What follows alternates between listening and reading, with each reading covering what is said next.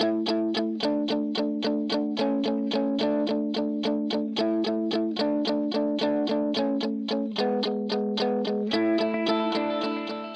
to the Neuropreneur Rising podcast. If you're a coach or practitioner with ADHD or a busy brain that just doesn't ever seem to work with the norm, then you're in the right place. I'm your host, Polly Pollock, and in these episodes, I'm going to be teaching you how to get visible, create reputation online, and sell your signature offer predictably without social media. I'll teach you everything I've learned over the last decade about building a capacity-conscious, life-first, profitable business that's driven by human connection rather than trendy tactics that burn you out, all in a way that works hand in hand with your natural strengths. All right, let's dive in. So there is a little business strategy that is essentially stronger than anything else that has even come close to it. And it's one that I think we have definitely forgotten. It's the thing that has the ability to majorly increase your sales, but not only your sales, also increase the longevity of your business rather than just sales peaking and then dying off, and build your reputation for the long run so that you can have a successful, sustainable business. It's not necessarily a trendy little hack. It's not sexy to talk about. It's not necessarily popular, but I can tell you that it is going to be the make or break of a lot of businesses, online businesses, coaching, practitioners in 2026 and beyond that, because people are craving it majorly again. And that thing is soft skills. So what do I mean by soft skills? Having actual conversations with people, building relationships with potential clients, building connection beyond just content and content marketing. So I've done an episode on this recently that's kind of like a similar topic, but I have a different couple angles that I'm going to take today. So I really have seen over the years how we have lost the skill that businesses have always been built on, and we've replaced that with trendy crap that just honestly doesn't stand the test of time. And as social media has become more popular, we've stepped further and further away from having actual conversations. You know, over the last few years, the popular thing is, post more content, create more, focus on quote unquote saying the right things to make people buy. Yuck, right? Focus on conversions before trust. Expect instant sales instead of letting people get to know you. We've literally taken and stripped all personality out of online business. And honestly, so many coaches and practitioners struggle from the very beginning because they are following advice that just does not reflect how people actually make buying decisions. Buying decisions are built primarily on trust, but people buy essentially because they believe that the end result is possible and they can see that. They know what the end result is. They feel understood by you. They trust that you can be the one to help them get to that, end result. They trust themselves enough to take that step.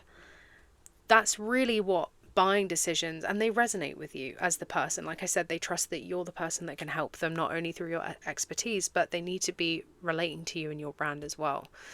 And so your job really is to help people feel empowered in that decision. And that is incredibly difficult to do if your entire strategy is literally just based on pumping more content out there, pumping more emails out there. It's, or talking about your offer again and again and again with nothing in between.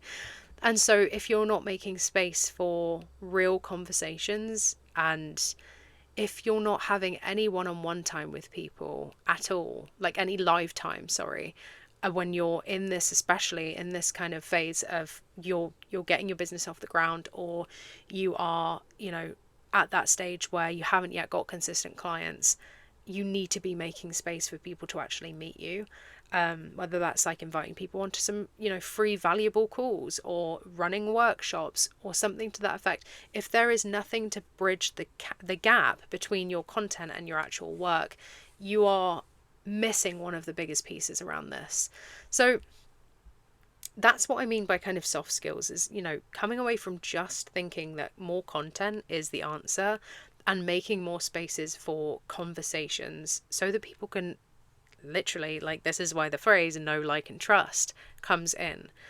And I know this all might sound a little bit, like maybe you've heard this a couple times before, but I really want to encourage you to look at how you can implement this in your business, because I promise you it will be a game changer. So a second part of this around soft skills also belongs in the content and the copy you put out there. So just taking like kind of a step back from what I was saying about, don't just focus on content and copy, but when you do, soft skills also belongs there as well. We have majorly lost soft skills in the way that we communicate in our marketing, in my opinion. Everything literally just feels mass produced. Like ChatGPT is writing everybody's content and everybody can fucking see it as well. Like it's so obvious. And the thing about marketing, and one of the major things about marketing is pattern interruption, right? And so if you put yourself in the eyes of your reader, or the person, viewing copy, emails, content, whatever it is, and they are so used to literally just saying ChatGPT content, their brains are going to pick up the way that it's stylized, the way that it's written, the words that are used, and people will eventually phase out to it, I promise you, because there's nothing that is gripping them. There's no personality, and the job of pattern interruption in marketing is, if you don't write your content with ChatGPT and you can actually use soft skills in your marketing, you're going to really be able to connect with your reader even more.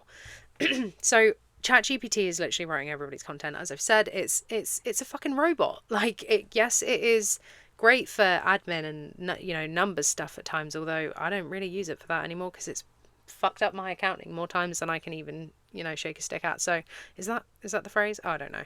More times than I can count. So I just discernment and everything. But it's a robot, and the thing that AI is programmed to do is pattern recognition. That's why it churns the same crap out over and over again.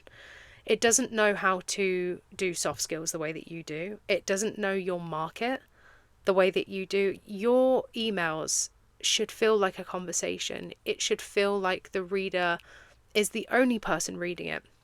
And that personal feeling that someone gets from your marketing and your copy is a soft skill. That's created by a soft skill too.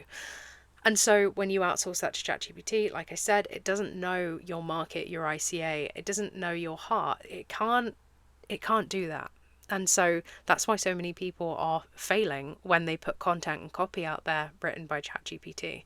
Unless they've got established brands, and honestly, even the people with established brands are majorly at risk because their brand voice is now gone. So please don't do that. Okay, thanks, love you. So I just wanted to kind of like poke that in there of, yes, soft skills can also be used in your marketing, in your copy, anything kind of written or put out there in that format.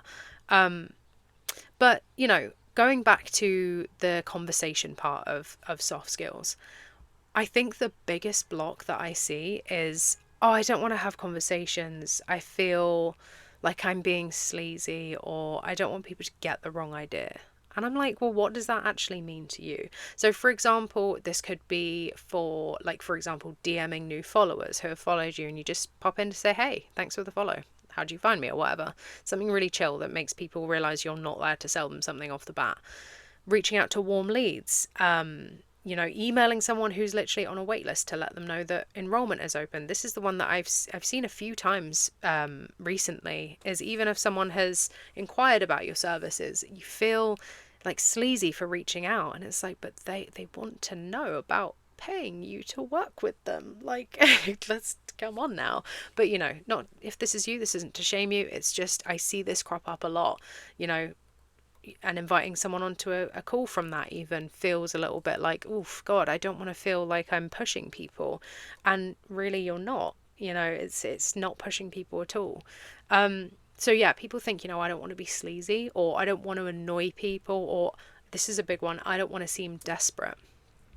And so where do those beliefs come from? I think that most like commonly, these beliefs of like, you shouldn't use soft skills in conversations and that kind of connection to, build relationships with people and eventually bring them on to work with you as clients if it's a fit, is because yeah, the number one thing is probably projection. So maybe you've had experiences where someone pressured you in a business sense, and you're kind of projecting those experiences onto yourself, you know. Another thing is, confusing outreach with cold DMing or cold outreach. Like, people hear outreach and they're like, yeah, I don't want to send cold DMs. And I'm like, well, then that's fine, because you're not sending any cold DMs. You're literally reaching out to people who have either already followed you or joined your email list or downloaded a free resource, joined your wait list for a program, asked to hear about your program. So, like, that's not cold. That if there is a genuine reason to reach out, that is completely different. I think honestly, another part to all of this is caring has become uncool, quote unquote. And I made a joke about this a while ago in my in my episode where I did, it was called how to oh my god, I can't remember the name of it. It's like approaching sales as service, and how to kind of basically fall in love with selling because you've approached it from a service kind of approach. And I said, caring has become uncool, but like whatever, because I was never cool. So like, as a kid, as a teenager, so I'm used to it and I'll happily be uncool. I don't give a fuck. So but we've somehow decided in this kind of uptick of social media and like needing to just connect through content, we've somehow decided that caring equals desperation, and it does not.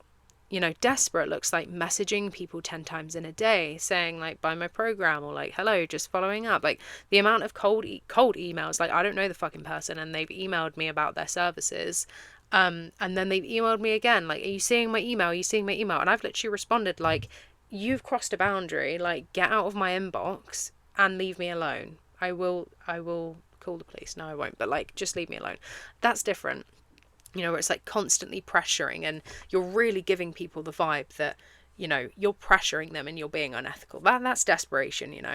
Care looks like checking in, building relationships, inviting someone onto a call where they can get value, asking questions, and really, really wanting to understand what they're going through. That is care, and it's all about the energy and the intention and the way that you decide to get that across, and the intention behind it. If your intention is to sell straight off the bat, and it's very obvious that you don't care what you have to do in order to get anybody into your program, that's going to come across. But I'm going to take a wild guess and say, if you're listening to my podcast, that's probably not who you are. So, like, I'm going to say guess. I'm going to think that that's probably not what you're thinking.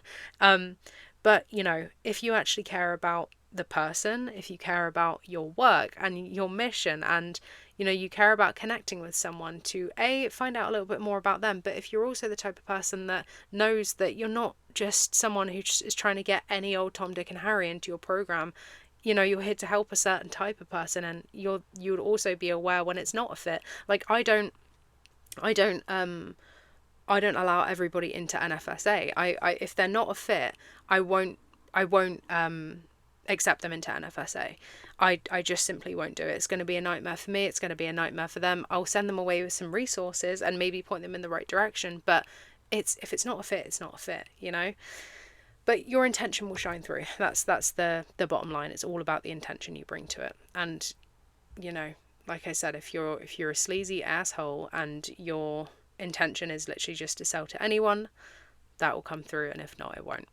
Basically. So just remember, you're probably not a sleazy arsehole, so it's all good. But I will share a little story with you, actually. I had the same issue where I was just being completely ruled by my own projections. So back when I decided I wanted to, like, come out of the business mentor closet, it was very, very hard for me to do that. To actually call myself a business mentor. I was for quite some time kind of doing business mentorship on the side of my first business, and it took me so long to actually say, okay, I really want to like do this all out, because I enjoy it way more than like this like spiritual personal work that I'm doing. And I felt like blasphemy at the time. I was like, oh my gosh, like, is this my path? It was all so dramatic, but I loved the work way more that I was doing, business wise with people, and yeah, no regrets. But it was really difficult for me to kind of come out with that, because I'd had such awful experiences with business mentors myself, and I know now that I was just really low level traumatized by those bad experiences. I had, lots of people around me had bad experiences too. I was terrified that people would see me as this like money hungry business coach. And at the time, I remember it was literally trial by fire in the business mentoring space. And there were a lot of angry people post COVID that had kind of been, I guess like ripped off and just done over by everybody. Was calling themselves a business coach. It was like it was a real peak of the anger with business coaches at the time. And I really felt like, there was this primal thing in my brain that it's so scary for me, because I felt like I'd lose the protection and the approval of my community. I was just like, fuck, this is not I don't want to feel this. Like, I just go back into my hiding place, I think. It was a really long time coming. And I spoke to my partner. I said, I don't want people to see me like that. And he was just like, but why would they? Because you're not like that. And then I was just like, oh yeah, that makes sense. Why would people think that if that's not who I am? I know my ethics, I know my values, and I know how strongly I stand against certain things and for certain things. And the people who see me that way, if they do, or they are making assumptions because of my title of a business mentor or a business coach or whatever it is, they're probably just making their own assumptions and projecting their own experiences, which I've just been doing to myself. So it was just like the penny dropped, and I was like, oh shit. So I think like self-perception or self-projection in that sense can block so much of your success. And like, so much of this comes down to how you see yourself. And so if you're constantly worried people will see you as desperate or pushy or manipulative, first look at how you see yourself. Know your values, know your ethics, and learn to trust yourself. And don't let fears that aren't actually true, or projections that aren't actually true, stop you from building the relationships that are going to actually allow your business to succeed. This is such before social media, before the kind of rush of online businesses, we wouldn't have found it weird to email someone. Just really think about that. And I think it's easy for me to say because I was running a business before this anyway, but I kind of recognize that obviously there are people who have just come into business, maybe that's you, the last 1, 2, 3 years, and this is maybe all you've ever known. But if you've had experience with business before this time, you'll know what I'm saying when I say it wouldn't have been weird to do outreach to people who are interested in your services or interested in hearing about you, or just connecting or just checking in.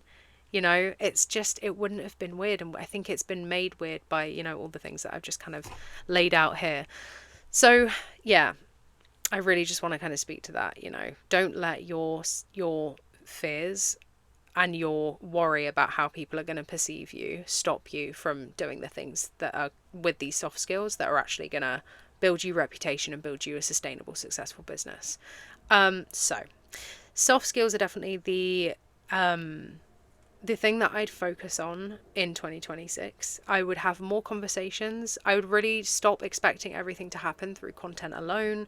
If you're still growing your business and building your reputation, relationships matter more than anything.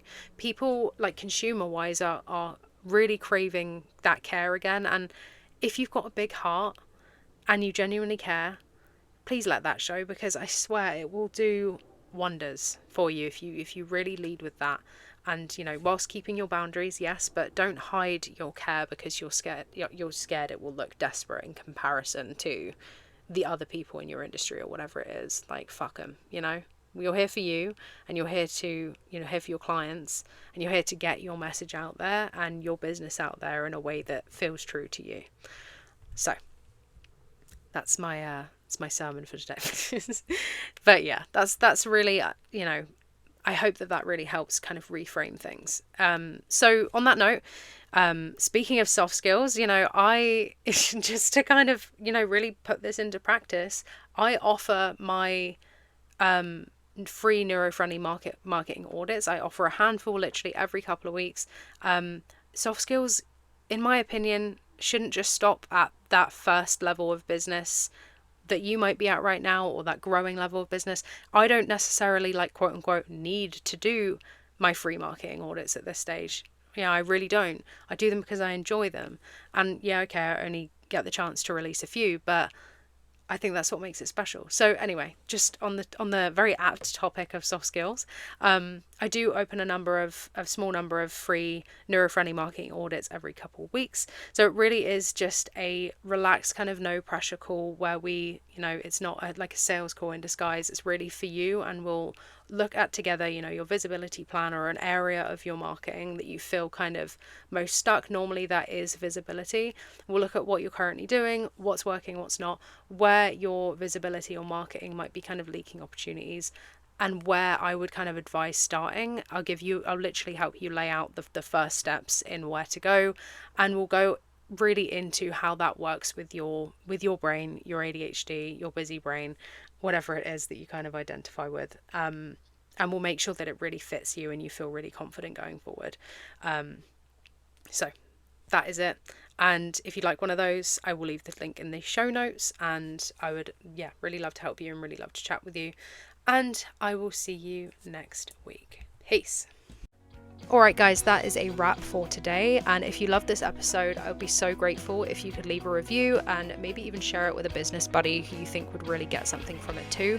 It really does make a huge difference. The more reviews and shares, etc., that this podcast gets, the more it gets pushed out to other creative, brilliant, neurospicy business owners who really need to hear this stuff. And honestly, I just want more people like you to know that success does not have to look the way that we've been told it does. So the more you help me get this into the right hands, the better. And if you're ready to take things a step further and get some real support, just head to the description and you'll find the link to the Neuro-Friendly Sales Accelerator, which is my 4-month signature marketing coaching program for neurodivergent entrepreneurs. From there, you'll be able to book a free strategy call with me. We'll have a chat to see where you are and see if it's the right fit, and we will go from there. All right, see you in the next one.